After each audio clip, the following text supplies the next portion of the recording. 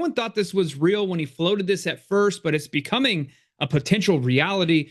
Canada becoming part of the United States. He says here, I told Canada, which very much wants to be part of our fabulous Golden Dome system. If you're not aware, the Golden Dome system is going to be like the Iron Dome in Israel. It'll protect the United States with missiles and all this different types of technology to prevent us from being attacked. And that it will cost them $61 billion if they remain separate. So if Canada remains its own country, they can buy it. That's totally fine. They're going to have to pay $61 billion, but they will remain if they're a separate but unequal nation. But it will cost them $0 if they become our cherished 51st state, and they're considering the offer. So obviously, Trump loves to blow hard and talk some amazing, crazy stuff sometimes.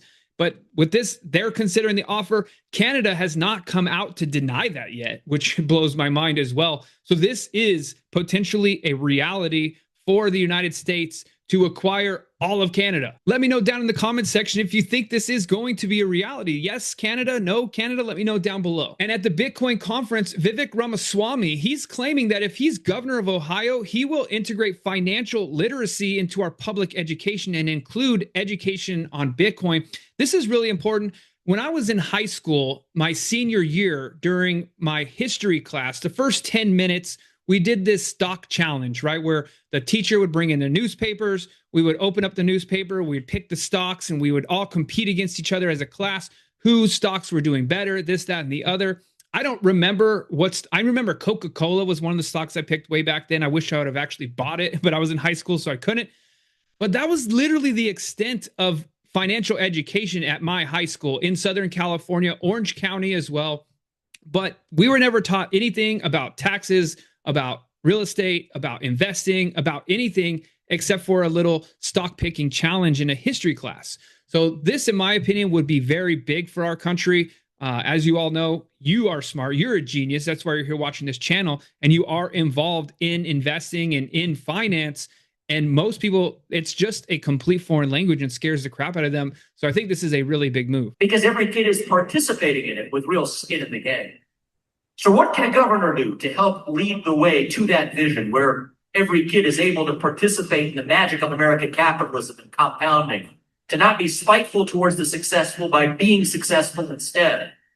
One of the things I will do is I will lead Ohio to be the first and top state in the country to integrate financial literacy into our public education that includes the power of compounding, including education about Bitcoin as an asset class that every young person ought to be aware of as they make those financial decisions. So I think more governors currently existing should put this into their financial education. As you know, Trump is trying to end the Department of Education and send all of education back to the states. So the governors would have power to be able to put this into the curriculum. Now, as you heard in the intro as well, Japan loses its spot as the world's top creditor for the first time in 34 years, per their finance ministry. And this shift challenges Japan's long-standing fiscal dominance, occurring amidst domestic economic pressures like weak demand and trade barriers, while Germany's export-driven growth highlights how currency valuation and trade surplus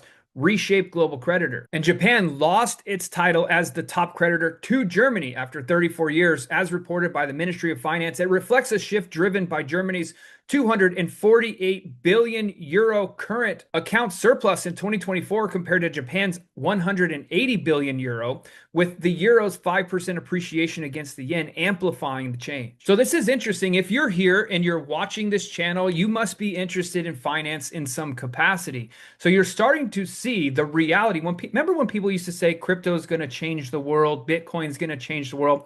Well, blockchain technology is changing the world, and it's happening right in front. We are literally watching it take place. Now, some people are watching from the sidelines and they have no idea what's happening, and you're probably telling all your friends, you should, not financial advice, by the way, do not buy or sell anything we talk about this channel. But you're probably telling your mom, your dad, your aunt, your uncle, your friends, hey, you should probably own some Bitcoin. Maybe you should buy some XRP. Hey, you should buy some Solana. You're probably telling them that they should do these things, position themselves, because in the future, blockchain is going to run all of finance, and they do need to be a part of it. And just in, the first move that I've seen on this level at all when it comes to Ethereum, but SharpLink Gaming raises $425 million to kick off an Ethereum treasury strategy. Most of the real-world asset tokens are built on Ethereum. Institutions are waking up, and this is interesting because you heard obviously all of these companies, MicroStrategy, MetaPlanet, Trump's media group, all of these people are buying Bitcoin as part of their treasury. Well, this company's going a different route. They think Ethereum is where it needs to be, and they're buying massive amounts, $450 million, just as a kickoff to their treasury strategy. As you saw in the very first intro of the video, former U.S. Treasurer Rosie Rios declares that Bitcoin is here to stay. The train has left the station. And that's what I'm talking about as far as people are not getting on board. They're not realizing that this financial shift is really happening in front of them.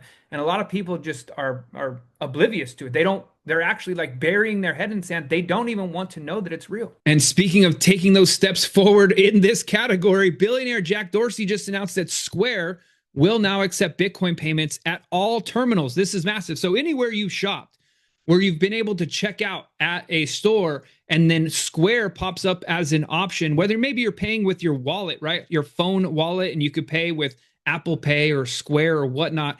Now you're going to be able to incorporate Bitcoin payments. And this is what I was talking about yesterday. And we watched that video from Draper saying that in the future, people are not going to be buying Bitcoin to buy it, to hold it so it goes up and then you sell it and then you make more fiat dollars and you're making USD off of your gains.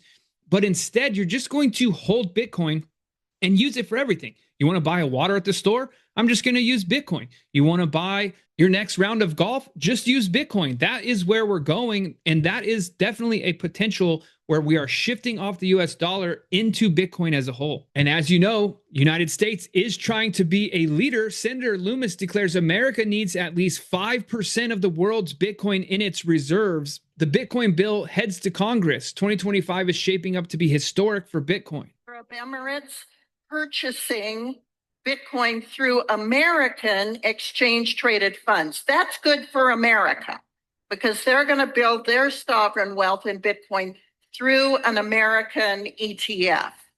We have the Czech Republic investigating through its central bank, adding Bitcoin to its diversified asset allocation. So it's happening all over the world.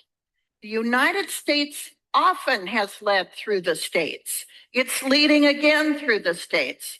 But it's important that our government include among its strategic assets, Bitcoin as digital gold. We have about 5% of the world's gold in the United States in reserve. We need to have at least 5% of the world's Bitcoin in reserve. So there's a lot of people talking about America's going to sell its gold to buy Bitcoin, but they don't really need to do that. As you saw in the article I read a couple of days ago, where the United States Federal Reserve combination partnership could literally just print money and buy as much Bitcoin as they wanted. Now in the short term, it could be a little scary because it could inflate the United States dollar and also artificially inflate the price of Bitcoin. But over time, that would end up settling. What I made the case for, if the United States is going to print money and deflate all of our currency and inflate everything in the United States to where everything would be basically unaffordable, they need to be doing some sort of stimulus checks of Bitcoin, right? Everyone, if America's really moving towards Bitcoin as its currency, they should give everyone a Bitcoin wallet and they should fund it with however much Bitcoin. I don't know. You'd let me know down in the comments. Do you think one Bitcoin, with all the crap we've been through, all the stuff that's coming out, all the scams and all the fraud, everything I think we deserve one full Bitcoin to get this thing kicked off. Also, bullish news, Thailand let tourists spend crypto via credit card and plans major financial reforms to unify traditional and digital asset markets. So here you go again. Another country getting on board with crypto, and they're wanting, because look, if transactions are happening in their country with crypto and crypto continues to go up, a rising tide raises all boats. But if you're not in any of the boats around, you're going to be sunk under the water. So you need to have some crypto in your country. You need to have access to it, and you need to have your citizenry have access to it. So all this crazy bullish news for Bitcoin. However, there is one crazy, interesting, lurking black swan event that could really change Bitcoin for the bad. And that is, interestingly enough, Michael Saylor, the guy who's creating this excitement about every company should own Bitcoin in the treasury. Well, this gentleman, Mitchell, asked Michael Saylor if MicroStrategy had plans to publish on-chain proof of reserves. Now, we do know right now that there are people getting kidnapped, killed, murdered, tortured for information about their Bitcoin wallets and extracting their funds from them. Very scary stuff for individuals. Now, companies also, we saw Coinbase is one of, or not Coinbase, they didn't mention who it was, but there was a major United States central exchange employee's family member attempted to kidnap in Paris recently, if you saw that. So I can understand the security side behind that, but there's a lot of companies that are already publishing all of their reserves, but MicroStrategy, Michael Saylor, does not want to do it. Take a listen.